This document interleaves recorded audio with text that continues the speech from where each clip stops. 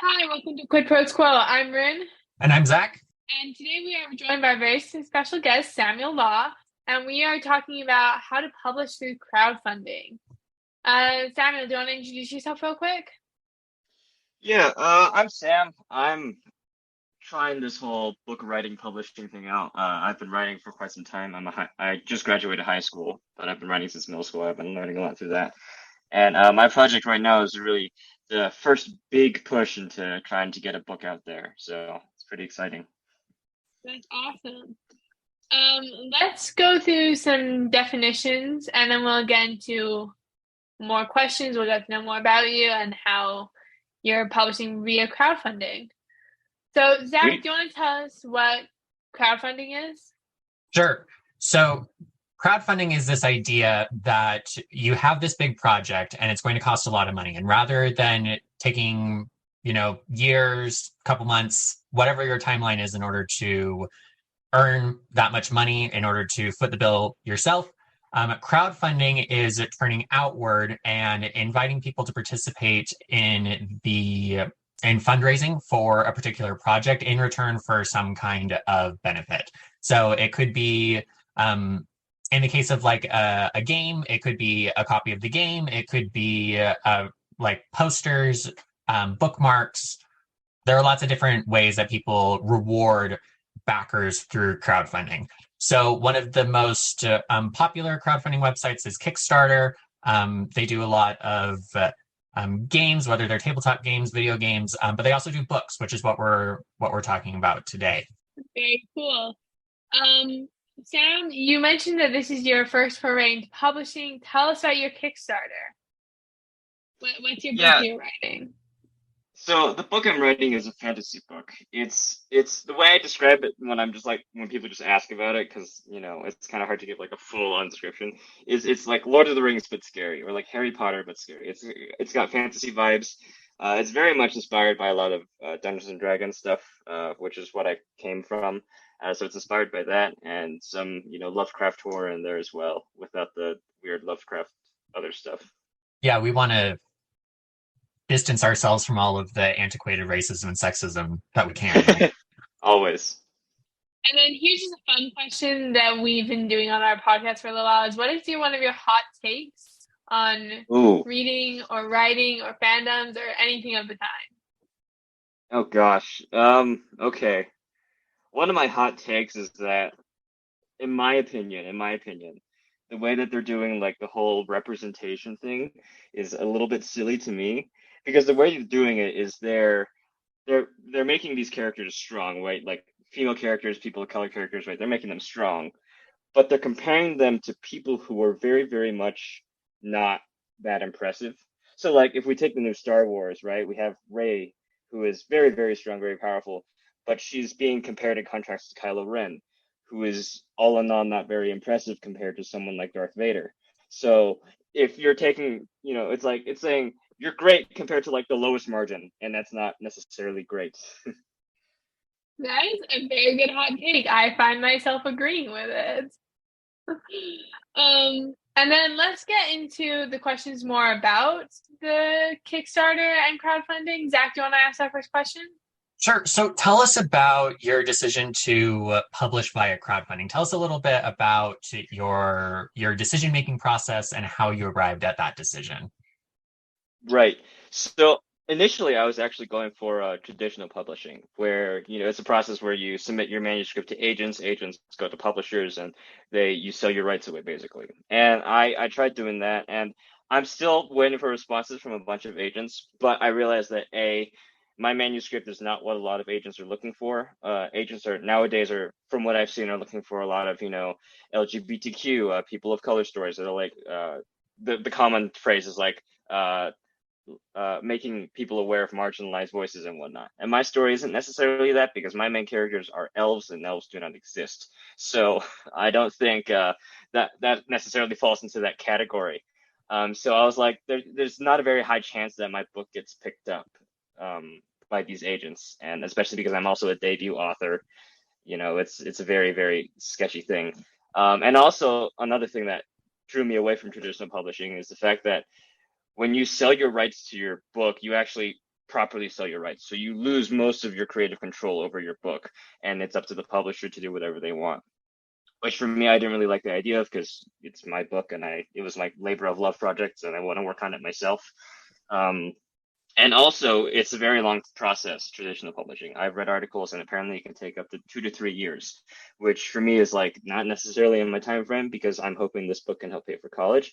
And I turned to crowdfunding because I don't have the money to just hire an editor.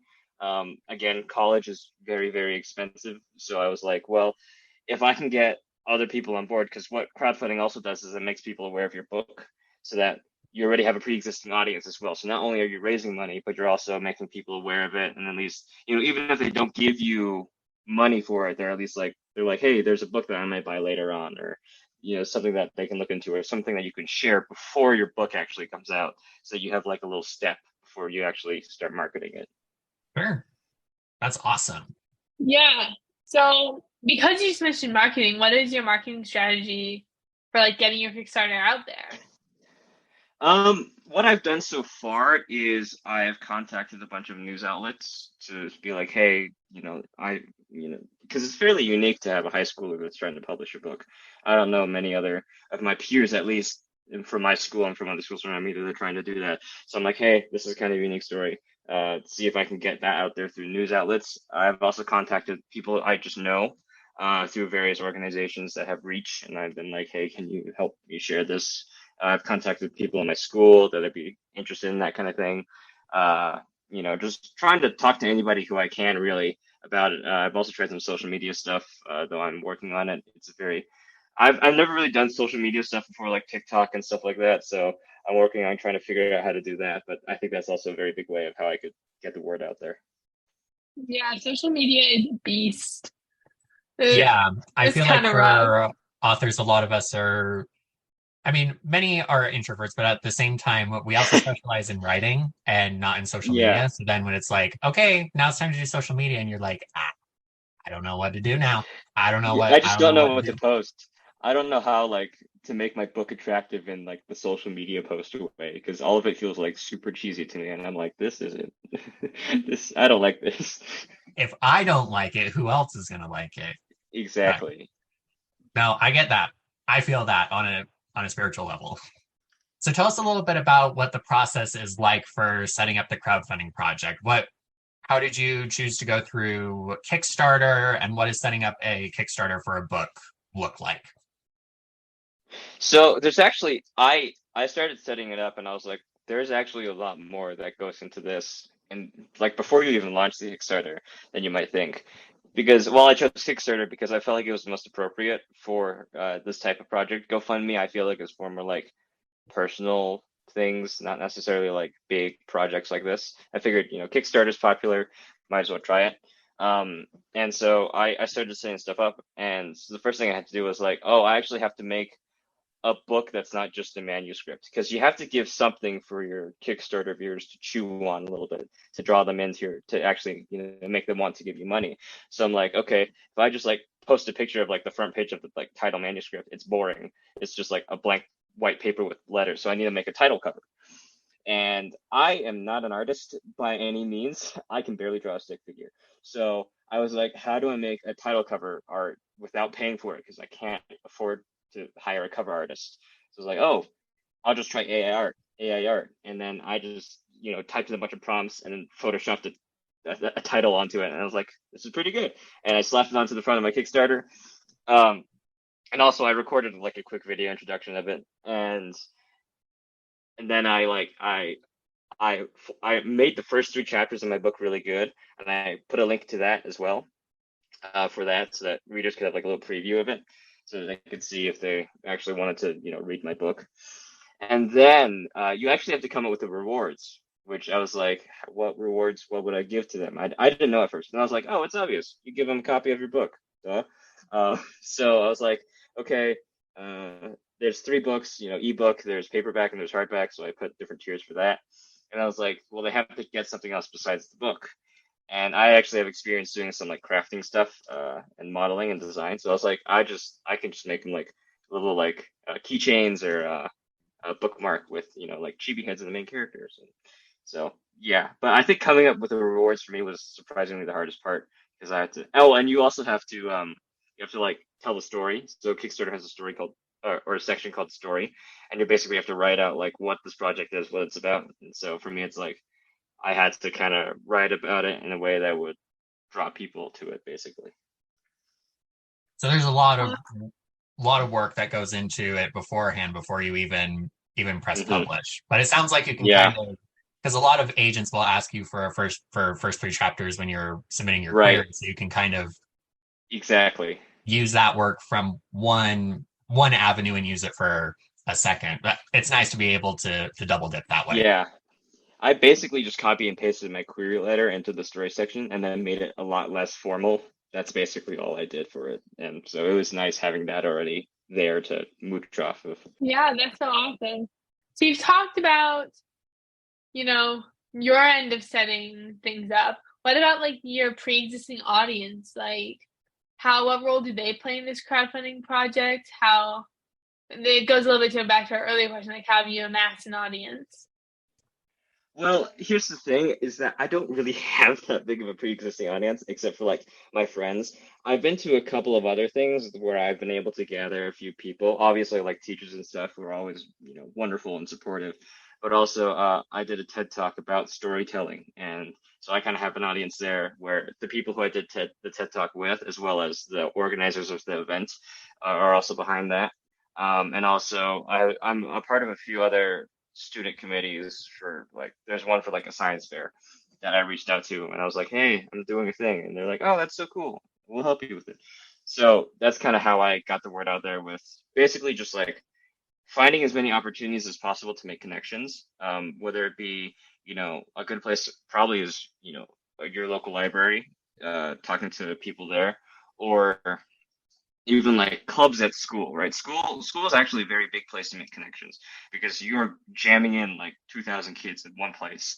So you're bound to have something click there, right? And especially for me, university, right? That there's like 40,000 people there just all in the same place trying to do something. So I figure that's also a good place to make connections and to get the word out. So basically just talk to as many people as you can, which is great for an introvert, but whatever.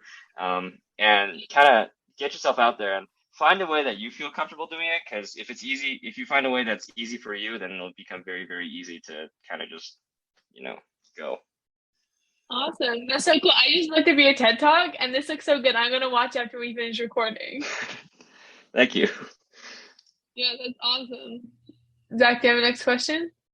Yeah, we talked a little bit about your marketing strategy. So let's turn to thinking more about decision making around crowdfunding. What tips do you Mhm. have for listeners who are considering crowdfunding their book?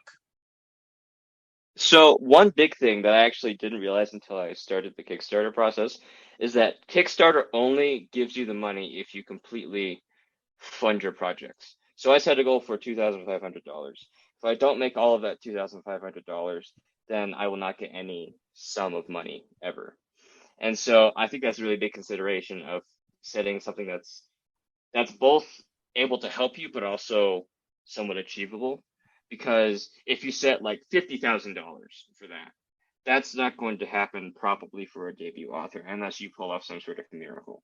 I also wouldn't lock yourself into just Kickstarter because for me, I was kind of doodling around and finding other places where I could promote the book. Kickstarter was one of them, but there's also if you know the website Inkit, I think it's called, where it's like Wattpad almost, where a bunch of people just like self-publish their own projects. Uh, Inkit was doing a competition of like a 10-year anniversary or something of their book, and you could submit a book. And I was like, at first I was torn because I was like, I have to submit my whole book to this competition, so it would be spoiling my entire book. And so the first three chapters thing where it's like a sneak peek wouldn't be relevant at all because you could find my entire book somewhere else. But then I was like, this competition is also very like exposury. And so I figured, what the heck, might as well.